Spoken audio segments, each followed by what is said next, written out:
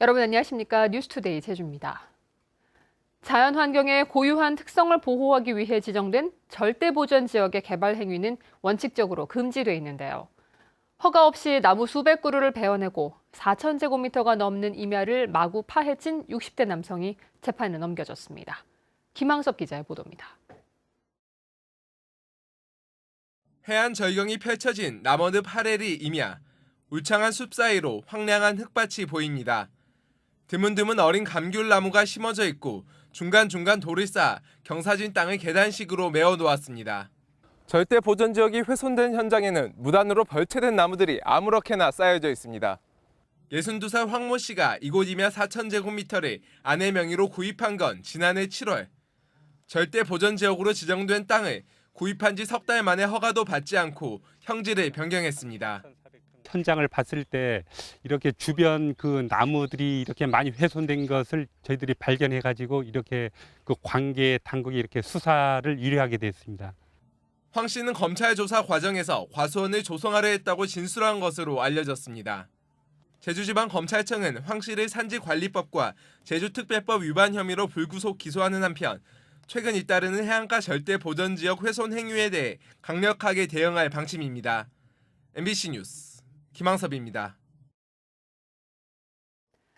제주 서부 해안 지역 지하수의 해수 침체 피해에 대한 원인 분석과 함께 적정 관리 방안이 마련됩니다. 제주도는 2020년까지 염지하수 개발 지역의 지하수위와 수질 변화 등을 연구해 해안 지역의 염분 증가 원인을 과학적으로 규명하고 해수 침투를 사전에 예방할 수 있는 관리 방안을 마련하겠다고 밝혔습니다. 교육 현안에 대한 교육감 후보들의 입장을 비교하는 순서, 오늘 두 번째로 국제학교의 과실송금 허용 문제와 무상급식 전면 실시 방안에 대해 살펴봅니다.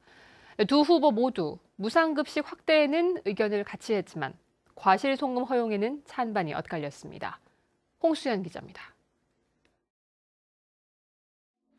제주 영어교육도시 내 국제학교의 이익잉여금을 본국에 송금할 수 있느냐는 과실송금 허용 문제.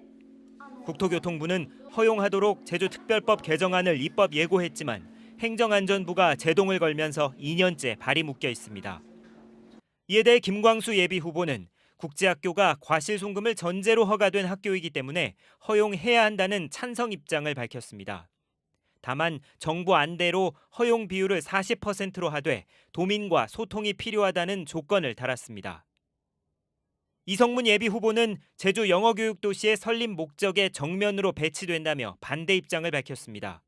배당이 허용되면 학교 간 형평성과 역차별이 문제된다며 과실을 공유하고 공적 자금으로 활용할 방안을 찾아야 한다고 덧붙였습니다.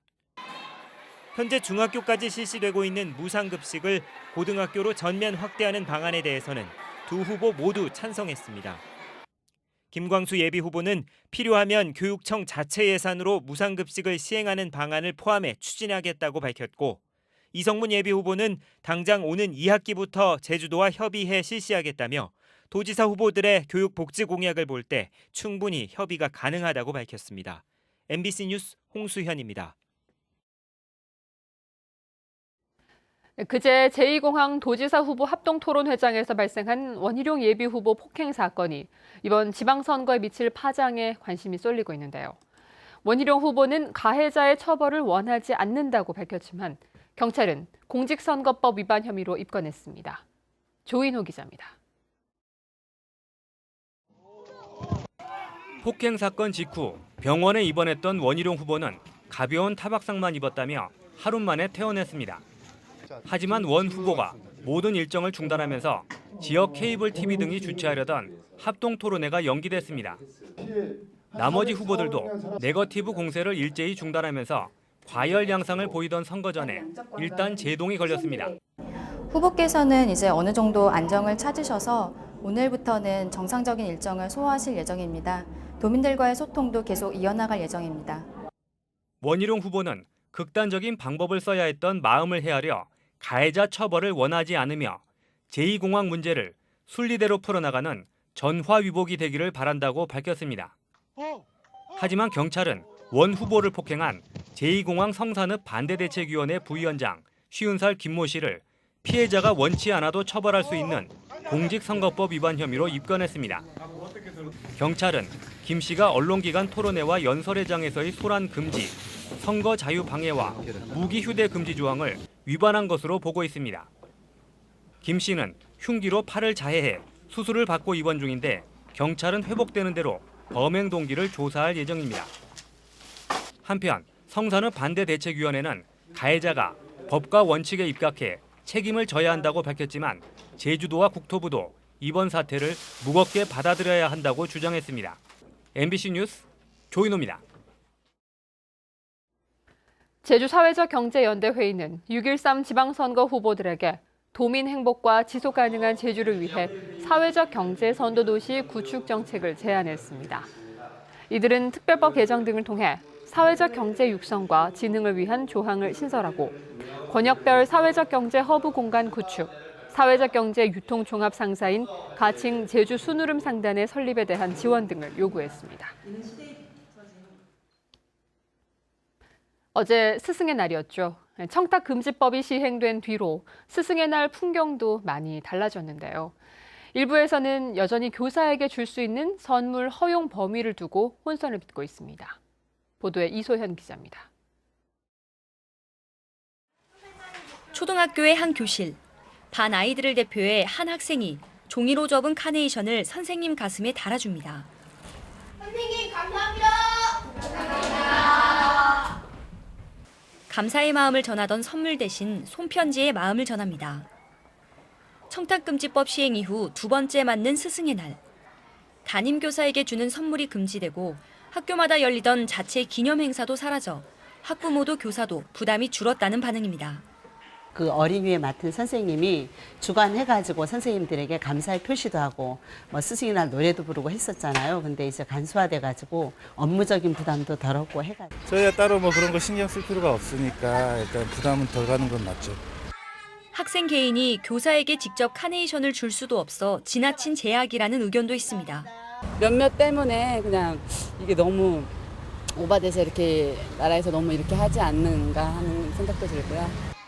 엇갈린 평가 속에 스승의 날 선물에 대한 허용 기준을 놓고 혼선은 계속되고 있습니다. 유치원 원장과 교사 등도 청탁금지법 대상에 포함되지만 어린이집 등의 보육시설이나 학원 등의 사교육시설 교사는 제외되기 때문입니다. 저희 아기가 다니는 작은 어린이집에서는 아예 그런 공지가 없어서 이거를 작은 어린이집은 해야 되나 말아야 되나 솔직히 고민이 좀 많기는 해요.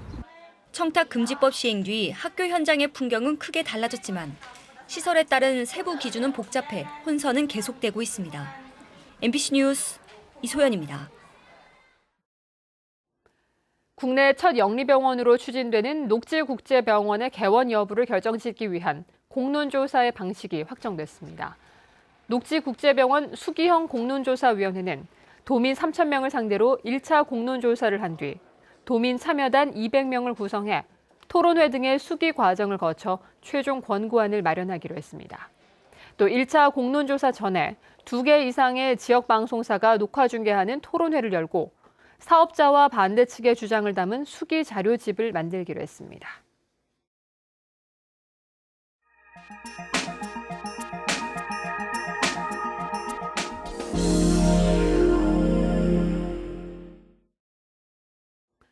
고령화율이 높은 농어촌 지역은 80이 넘는 노인 셋 중 1명이 치매 환자일 정도로 치매 유병률이 높은데요. 전국 최초의 치매 친화적 공동체 모델인 치매 보듬마을이 경북 의성에 있습니다. 안동 MBC 엄지원 기자가 소개합니다. 백발의 할머니들이 색색의 한지를 연등에 붙이며 손끝에 온 정신을 집중합니다.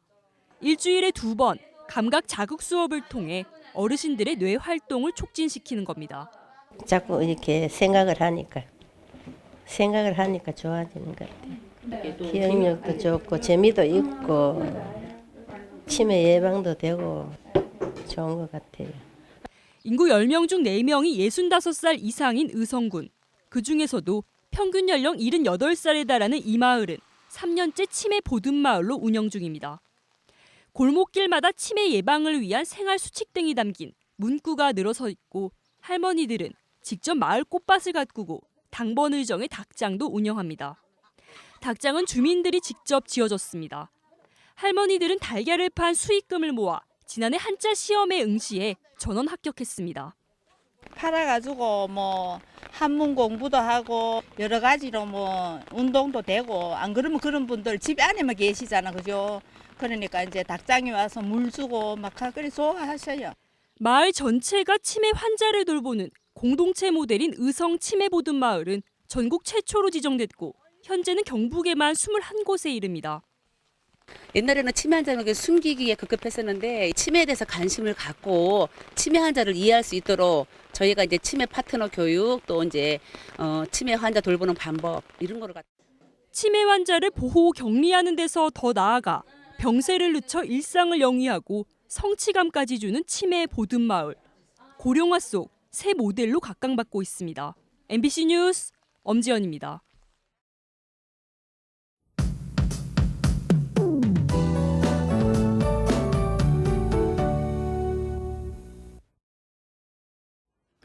네, 오늘 출근길에는 구름이 많이 지나고 있습니다. 또 산지에는 흐리고 비가 내리고 있고요. 한라산을 경계로 남쪽에는 안개가 짙게 낀 곳이 많으니까요. 교통안전에 오늘도 각별히 주의하셔야겠습니다. 모레까지 기온은 평년보다 높겠습니다. 현재 기온 살펴보시면 23도로 어제보다 5도가량 높고요. 낮 기온은 28도로 어제보다 2도가량 오르겠습니다. 다음은 자세한 지역별 날씨입니다. 오늘 아침 북부 지역 흐리고 구름 많은 가운데 아침 기온은 애월이 22도, 제주와 조천이 23도로 출발하고 있습니다. 현재 대정에는 빗방울이 떨어지고 있고요. 기온은 20도에서 23도로 나타나고 있습니다. 남부 지역의 현재 기온은 20도 안팎으로 어제와 비슷하겠고요.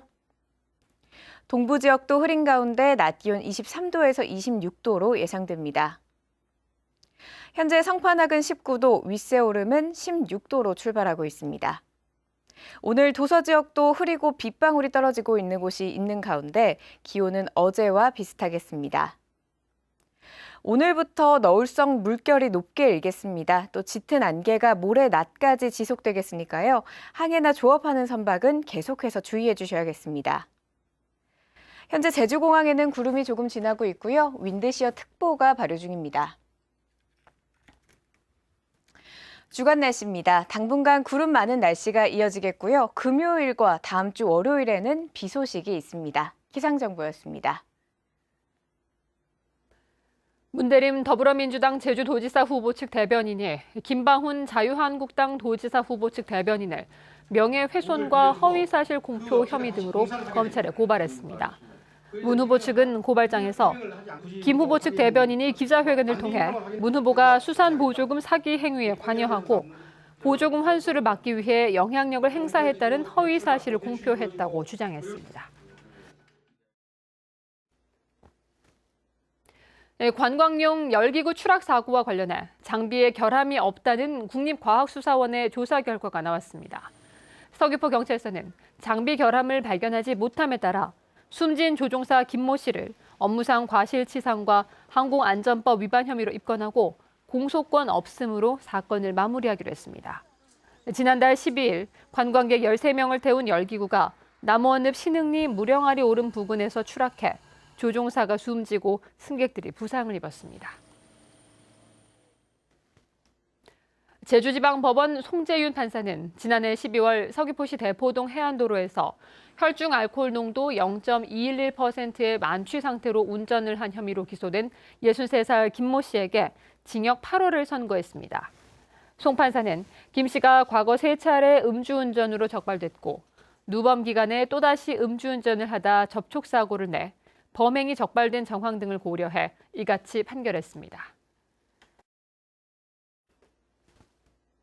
제주도 선거관리위원회는 6.13 지방선거를 앞두고 전출입이 예정된 경우 투표소가 바뀔 수 있는 만큼 각별한 주의를 당부했습니다. 오는 21일까지 전입신고를 할 경우 새로운 주소지 투표소에서 이후 전입신고를 한 경우에는 과거 주소지 투표소에서 투표해야 합니다. 소나무 제선충병 확산을 막기 위한 항공 방제가 오는 29일부터 사흘 동안 실시됩니다. 대상 지역은 한라산 국립공원 경계 지역인 제주 컨트리클럽과 녹곰의 오름, 서귀포 치유의 숲과 어우름 일대 해송림 1000헥타르입니다. 제주도는 재선충을 옮기는 솔수염 하늘소가 활동하는 다음 달 말까지 2차례 더 항공 방제를 실시할 계획입니다.